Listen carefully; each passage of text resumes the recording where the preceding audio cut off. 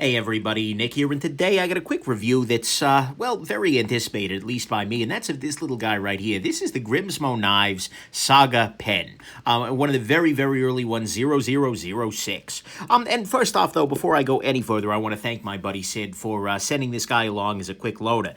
Sid is not only a good friend and a nice guy, but he is the leader of the Grimsmo owners group, and I believe he must be the biggest owner of Grimsmo knives out there in terms of overall collection size. He has some incredible pieces, including the pie knife that I at one point in time bidded on and was instantly outbid. But he's awesome. So you can check him out at Grimsmo Owners Group, or Fonda Jane is his name there on the Insta. But anyways, so thank you so much, Sid. He got this guy, and then like practically the next day he had this in the mail to me. So that's really, really kind of it.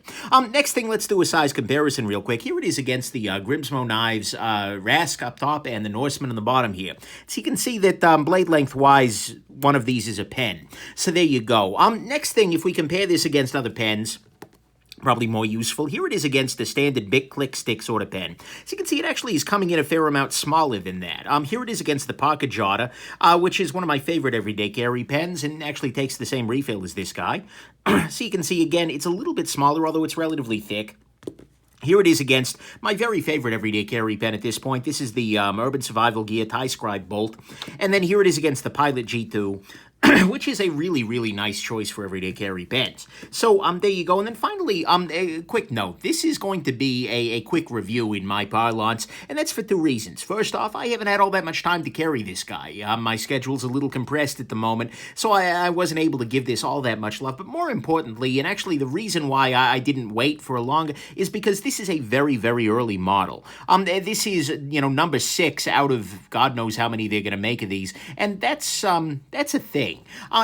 So I figure I'm going to take a look at this guy. I'll give my feedback, but I'm really going to be interested in doing a full review of a later numbered edition once they work out some of the little kinks that are here there. So anyways, that's what's going on. We're going to talk about what I'm liking about this guy at this early stage in its development, and what I'm not liking so much about this guy, and then I'll give some final conclusions, at least on the basis of what I got on my desk here.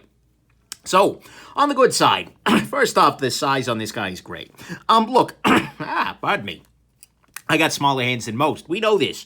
But it works really, really well for me. And actually, it works well in the pocket, too. This is a really nice size. It feels big enough to be full size, but it's a little bit better suited to everyday carry than some of the other larger pens out there in the world. So I do appreciate that very much. Next thing, if we pop this little guy open here, one of the very first questions that I had about it was, well, what's the refill it's using? And it turns out it's shipping with a Schmidt Easy Flow refill. It's a Parker style refill, but more importantly, that is a Parker style refill, and that is a universal style refill. What I mean by that is you can get so many inks as Parker compatible cartridges. It's really, really nice. This gives you about the most flexibility possible in terms of a pen, and gives you a lot of really nice options, including the Parker Quink, which I tend to use and love, the gel that writes well, but you get all kinds of options, space pens, that kind of thing. So I think it's a nice choice. I was a little bit afraid that they were going to be using something weird and or proprietary or something like that. So that's good. Next thing, one of the things I like a lot about anything that the Grimsmos do, whether it's the knife world, the pens, etc., is that they're very good at giving you behind-the-scenes looks at what's going on. This is kind of immaterial to the pen. But at another level, it really isn't. Because this clip is a nice clip, but it means a lot more once you've figured out exactly how it is made. This clip is actually made in a lathe. They're using a sub-spindle and a mill in there or some variety. Look, I don't claim to understand the machining entirely, but it's really interesting to see how these elements of the pen are actually being made. That's an experience that you don't tend to get if you're looking at other kinds of pens out there. I have no idea how this one was made. I mean, I can make some pretty educated guesses, but yeah. Whereas this guy, you really get the full story, and I think that is an important part of that, and the fact that they've got a YouTube channel, the Grimsmos that is, and that they're posting regularly to it, even more regularly these days, is a beautiful thing, and really does add a very abstract but a very tactile and useful sort of value to the pen. Speaking of that clip, look, this is not only a machining masterwork, because like I said, I'm going to see if I'm going to zoom in here and I want to show you this clip at a very detailed level. I mean, you can see here to start with that it is a rounded face clip here. There are so many clips in the world that are just kind of bent springs, things like that. But this is actually using the rounded face. It has this nice teardroppy profile. It's got lots of really excellent ramp there. It's got very good spring to it. This is a good clip, even though it is a milled clip. And then you can see here that the clip itself is contiguous, that is, with this piece of metal here that has the part number, the pen number, as well as the name engraved on it. And it's also the area that lives, if we pop that up, it's also the area that lives directly under the lock cylinder. I don't even know what the heck to call this thing. But either way, the clip is very, very nice, and plus it's got little Norsey dude up on the top here. That's nice. The clip is very nice, functionally speaking, but it's also very nice, you know, watching the process. It's well machined. That's really neat. So that's cool. Next thing, it's got a lot of the little Grimsmo-style details. One of the things I love most about their knives are the little things that they do. You know, whether it's numbering the knife, whether it's the little tiny details as they're making their own springs, etc. That's really, really nice. And, you know, even things like putting the name Grimsmo Knives underneath the pocket clip where it can't be seen. One of the things that made me smile most about this guy, and I'm going to see if I can maybe show this off.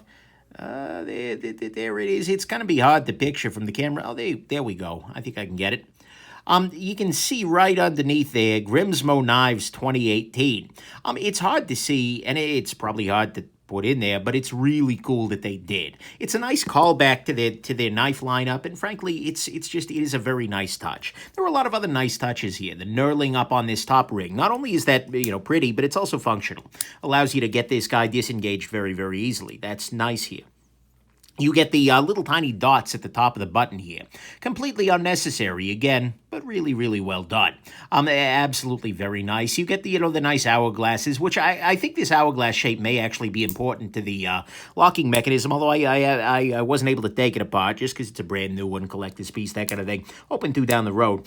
But anyways, yeah, that's kind of a cool thing. And frankly, it's got a lot of really nice little touches to it. I'm hoping to see them in the future with a little bit more of the customization, some of the anodization, the coloration, the patterns that make these guys a little bit more interesting. You know, you basically let Eric Grimsmo have a crack at it and to turn it into something a little bit more fancy. But as it is, it's still pretty cool with a lot of good details.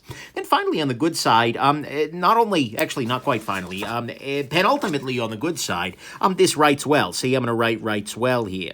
And you know what I mean by that? At some level, it's a Schmidt Easy Flow pen. It's going to freaking write well. There's no real issue with that. But at another level, things like the overall ergonomics, it fits well in the hand. It balances well enough, etc. So that's always good. And then the best thing about this, though, by a mile, is actually this click mechanism here.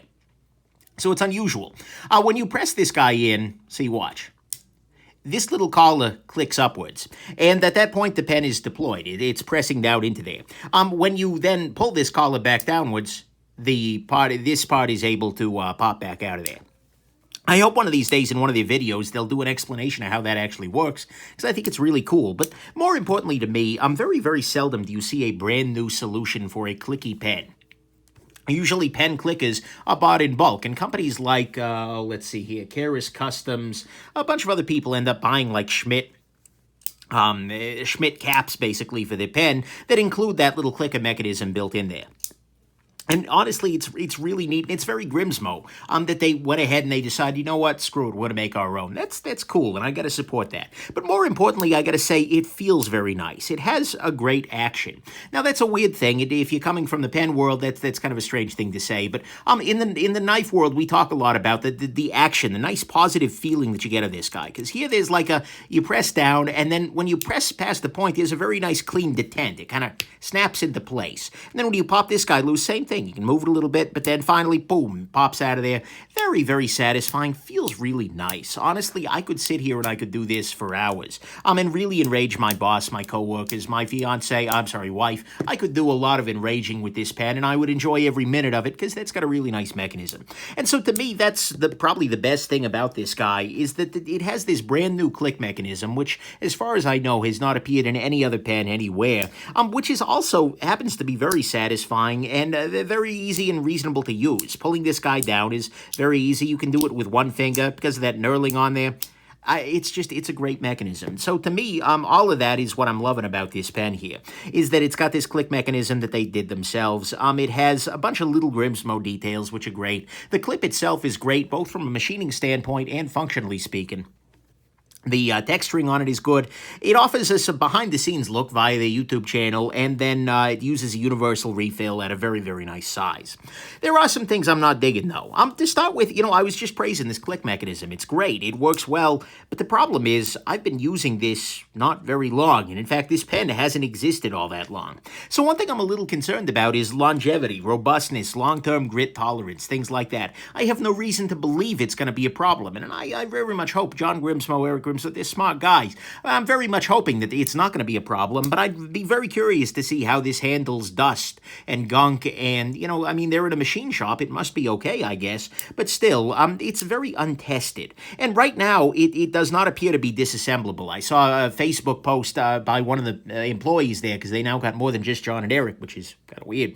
But anyway, saying that it's not meant to be disassembled, it'll probably be done permanently in the future. That's always a little scary, especially with something with moving parts here. And finally, it is not terribly simple. Compare this to the mechanism in the tie scribe bolt, which is quite literally just a thing moving back and forth, and the pen spring pushing the rest of it. That's a very different affair, and so I do like the simplicity there, and I'm a little concerned in the long term, but honestly, that's just because I'm a skeptic. I'm always concerned about brand new, fancy, whiz-bang sorts of things, when there are lots of good solutions out there that work already. But then again, the Schmidt solutions can often suck, so hey, maybe this is the really best choice here. Next thing, completely, that one's more of a long-term. I'm looking forward to finding out more. This is a bigger concern. Take a look down at the tip here. There is this big old gap here, and part of it is because it looks like they've explicitly tried to round off that surface, but there is a gap where the pen unscrews down here. If we compare that to some other pens, that is, like for instance the tie scribe bolt here, there's a little bit of a gap, but it's just a lot less noticeable from afar. And, even if we compare it to like the Parker Jotta here, where you can really barely see that line, this is honestly a bit weird, considering that the Grimsmos have kind of made, they hang their hat on this excellent precision machining. I feel like making an excellent precision fit here would actually really show off their skills very well. It's a little weird that they've gone to emphasize that rather than to put it in the back, rather than to, completely show off with that. Not a big deal, but it's a thing.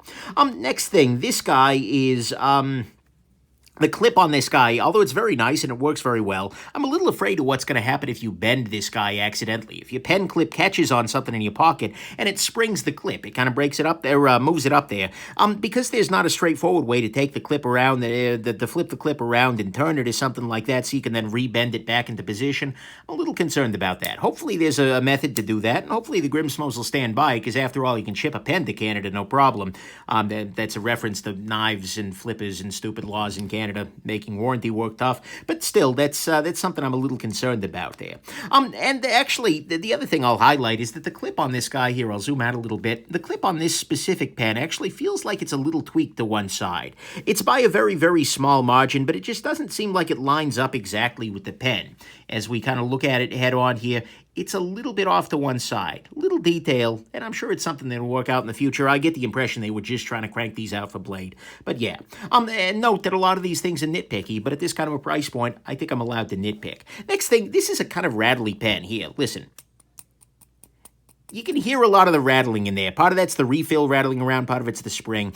This is one of those things that I kind of hope they're going to be able to work on in the future, because there are definitely pens out there that don't have that kind of rattly sensation.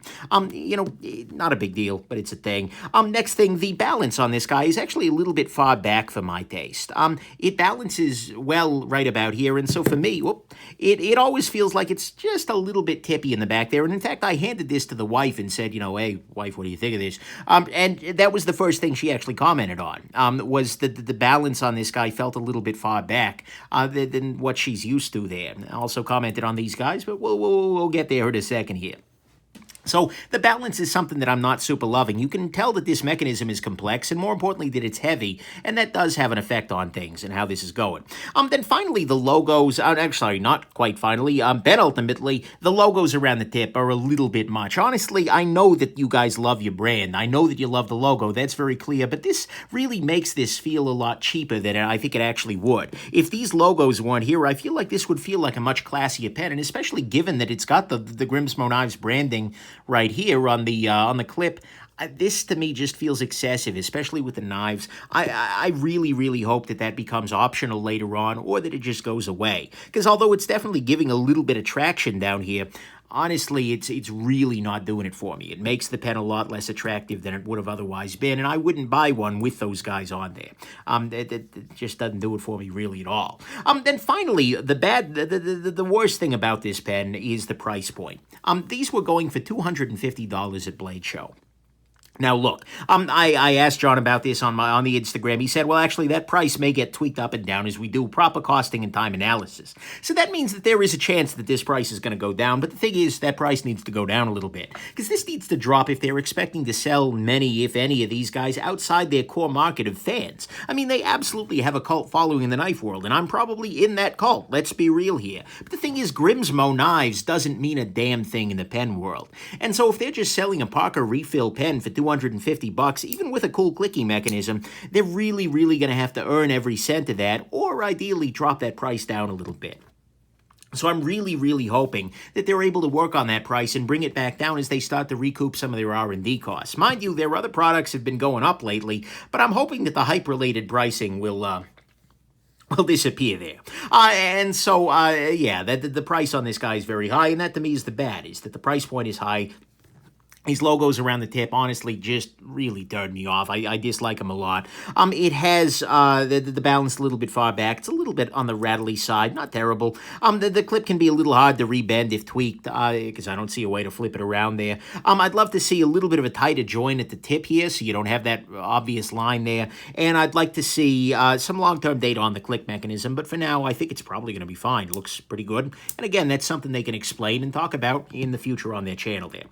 Look, conclusions here. At some level, this is a very fine pen. It's a good pen. It writes well. It's got a nice clip and a great feeling mechanism.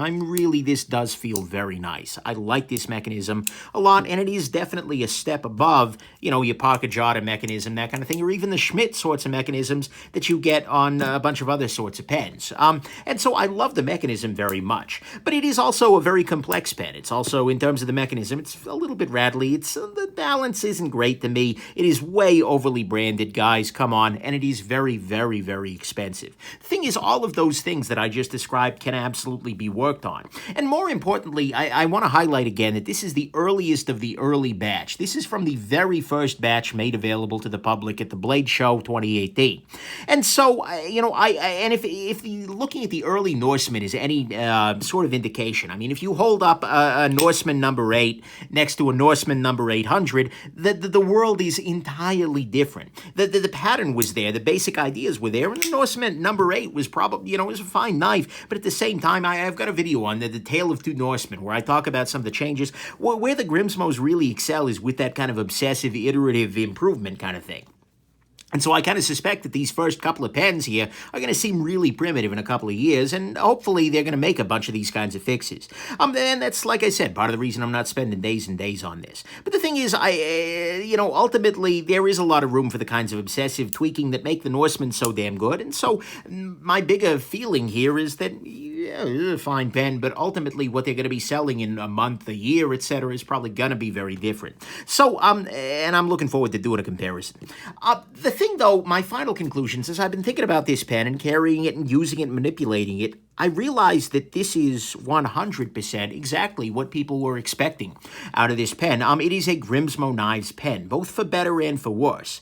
There are some downsides to Grimsmo stuff. 100%. The availability is probably going to be limited. They're probably not going to make enough to meet the demand, at least for a little while there. Although if that price stays up there, I think That'll help them in that domain. And, no doubt the eBay-style flipping and the hype-based pricing has already begun. Much like with the Norseman and Rask at this point in time, the price is definitely a mix of hype and substance. I hope they can bring that back down a little ways.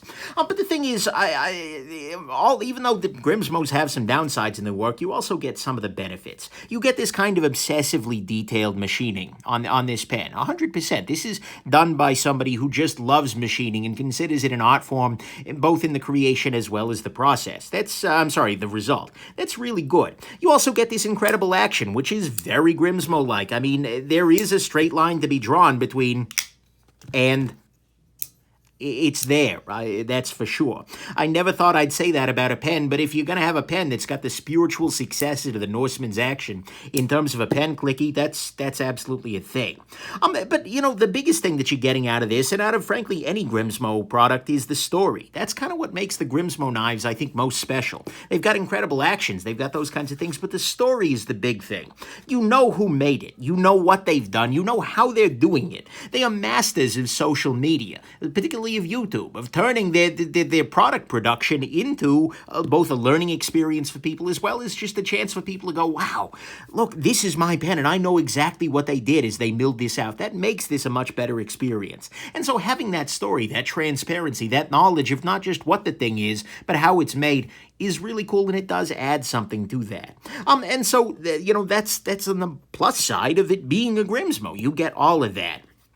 But if your final question here, if you're sitting there listening, you're going, yeah, okay, Nick, sure, story, Grimsmo, Norseman action, amazing, wow. But is it $240 better for writing than the Pocket Jotter, which uses the same ink cartridges, etc.? The answer to that is absolutely no. I mean, if you're thinking raw function, it's a very nice pen. And later iterations will likely be great. Later iterations will probably end up being gems, honestly. I haven't spent enough time with it to make a call either way yet. But it's nowhere near the sort of revelation that the Norseman was back at $600. This was really like, oh my God, no one's doing anything like this. This is a really solid pen. And I don't feel as passionately about this pen particularly as I do about the Norseman or the Rask, about the other Grimsmo products. Well, okay, I could skip this tops and the fidget spinners and whatnot. Honestly, it's not even my favorite everyday carry ballpoint sort of pen. That's going to go to the Tie Scribe Bolt here, which I think is, I like the refills it takes a little bit. But anyways, it's not far off, but it's not quite my winner yet. And considering that this is a lot cheaper, anyways. But the thing is, they could get there with some tweaks. But ultimately, this is a really impressive piece of machining work. It's got solid functionality, and it has that one thing that makes this guy the most unique, and that is probably going to be the reason why most of these people end up buying these kinds of pens, and that is the story, the saga. And so I think in the end, this guy is named really well, because, yeah, it's a fine pen. Yeah, it works really well, but ultimately, I think the reason most people are picking this up is exactly for that saga. So there you go. Hope this has been interesting to you, that you found this review coherent, despite it having been a very long day, and that you have yourselves just an absolutely wonderful rest of the day, and that you don't have to ask for a follow-up review too soon. All right. Bye now.